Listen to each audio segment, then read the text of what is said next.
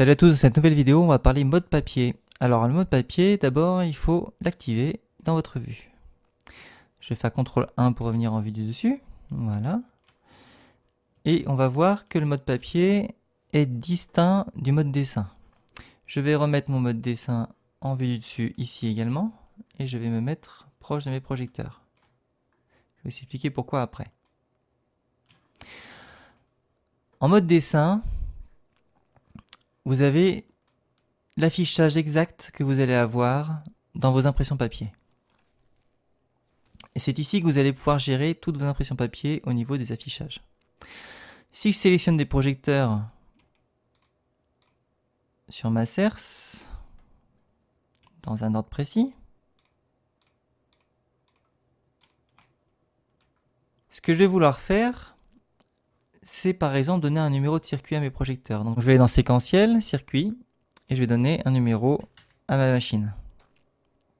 Et j'assigne. Et là, mes machines ont un numéro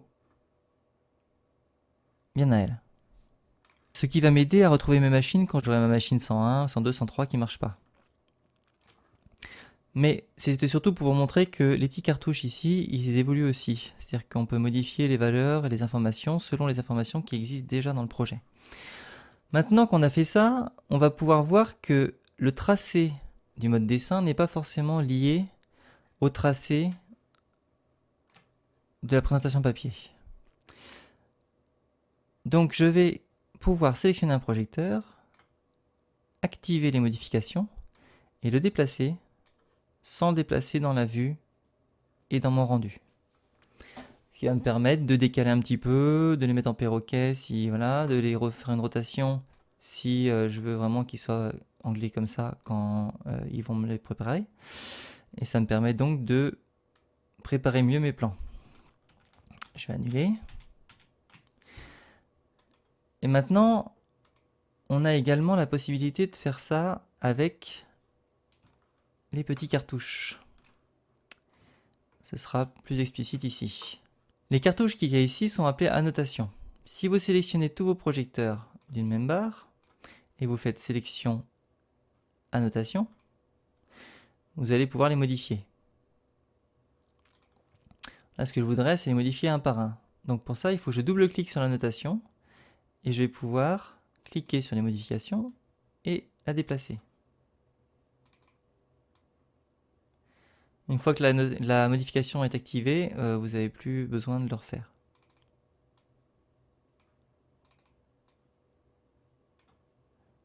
Voilà. Moi maintenant, c'est plus lisible. Je vois mieux où je dois aller. Et mon monteur, il va savoir ce qu'il a à faire. Maintenant qu'on a vu ça, on peut également décider de ce qu'on va afficher ou pas en mode papier. Alors d'abord, on va créer un style d'impression. Un style de tracé, c'est l'endroit où on va décider à quoi va ressembler notre présentation ici. On peut masquer une unité, on peut masquer l'optique, auquel cas le pourcentage disparaît. L'emplacement d'alimentation, on peut également le masquer pour rendre les choses plus lisibles. Et on peut modifier la taille du texte. Et comme ça, avant de passer en mode de présentation et en impression, vous pouvez modifier un petit peu vos informations et voir ce que vous allez avoir en rendu. Maintenant, alors regardez ce qui se passe au niveau des gélatines. Les gélatines, c'est le même principe. Dans le style ici, vous allez pouvoir modifier la taille de la référence de gélatine. Ça, c'est des choses qui peuvent être faites dans un show de base, si vous voulez, ou dans une présentation. Il n'y a pas de template encore dans Capture, mais vous pouvez très bien créer votre théâtre, créer ces paramètres dans votre style de tracé ici, et ainsi être prêt à travailler beaucoup plus vite. Maintenant qu'on a fait ça, on va aller dans l'impression et créer un nouveau format. Et moi, je vais l'appeler grill. Et je vais faire une deuxième impression. Je vais mettre face CERS. Et enfin, je vais mettre sol. Je les ai faits juste pour vous montrer qu'on pouvait faire plusieurs tracés. Normalement, on ne fait pas comme ça. Normalement, on va supprimer et on dupliquera quand on aura créé le premier. Donc je vais créer le premier. Ici, vous avez la mise en page. Et vous pouvez décider si vous êtes sur un A3, un A4 et d'être en paysage par exemple. Voilà. Je peux l'agrandir. Ici, j'ai plusieurs icônes pour me déplacer dans la feuille et zoomer dessus. Maintenant, je peux ajouter des éléments. Je vais d'abord insérer une vue. Dans la vue, je vais pouvoir me déplacer dans la vue et zoomer dedans. Là, je ne vais pas mettre la serre parce que j'ai pas besoin. Donc, je vais afficher uniquement mon projet ici. On va l'agrandir un petit peu. Voilà. Alors, rappelez-vous que ce sera en A3. Donc, normalement, on verra à partir de l'A3 nos différents numéros. Donc, maintenant, je vais ajouter un repère. Alors, le repère, c'est la légende. Je ne sais pas pourquoi ils ont appelé ça repère. Mais voilà. Vous avez le repère avec le nombre de projecteurs au bout. Vous avez également une légende. La légende, ce sera les calques et leurs couleurs. Vous avez un texte pour taper du texte. On a également aussi une image si on veut ajouter une image. Vous pouvez la modifier ici. Autre image. Et on a un cartouche. Le cartouche, on va l'afficher ici. Voilà.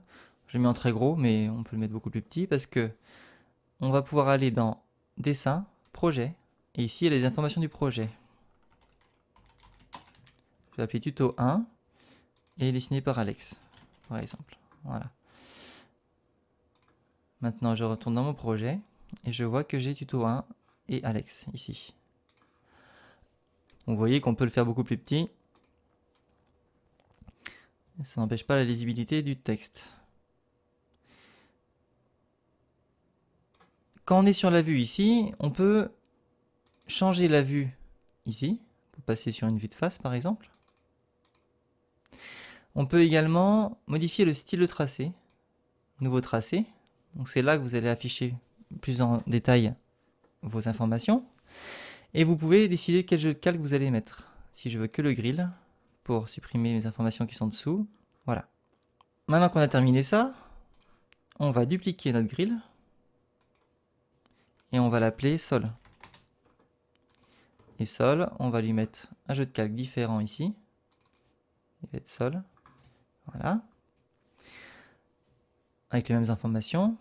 Je referme et je vais dupliquer encore une fois. Et là, je vais appeler CERS.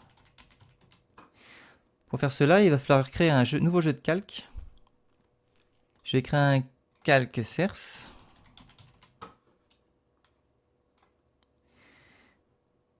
Élément sélectionné. CERS. Voilà. Et dans mon jeu de calque, dans Grill, je vais inclure la CERS. Par contre, je vais créer un nouveau jeu de calque qui va s'appeler CERS et qui aura la CERS et le calque par défaut. C'est tout. Et si je retourne donc dans ma CERS ici, je vais vouloir afficher le jeu de calque CERS avec une vue de face.